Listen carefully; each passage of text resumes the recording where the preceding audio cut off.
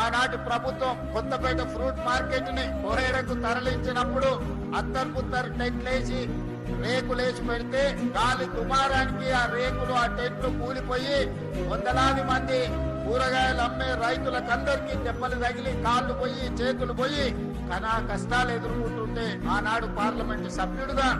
ఆ రైతులకు ఒక మనోధైర్యాన్ని ఇవ్వడానికి ఆ రోజు అక్కడికి వచ్చి అందరినీ కలవడం జరిగింది. ఆ రోజే మాదిరెడ్డి రంగారెడ్డి గారు, మాదిరెడ్డి రామరెడ్డి గారు వాళ్ళందరితో మాట్లాడి వచ్చేది మన ప్రభుత్వమే, మన ప్రభుత్వంలో ఈ ప్రాంతంలో అంతర్జాతీయ ప్రమాణాలతోని ఇంటిగ్రేటెడ్ ఫ్రూట్ మార్కెట్ కట్టుకుంటాం. ఫ్రూట్సే కాదు, ఫ్లవర్సే కాదు, ఈ ప్రాంతంలో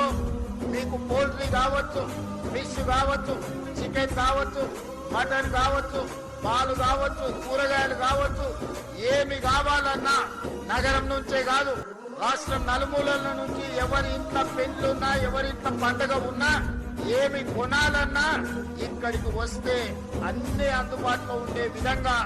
ఈనాడు 240 ఎకరాలలో 2400 కోట్ల రూపాయలు వెచ్చించి అంతర్జాతీయ స్థాయిలో ఈ రోజు కోహెడా ఫ్రూట్ మార్కెట్ ను మనం ప్రారంభించుకుంటున్నామని చెప్పడానికి నేను సంతోషపడుతున్నా.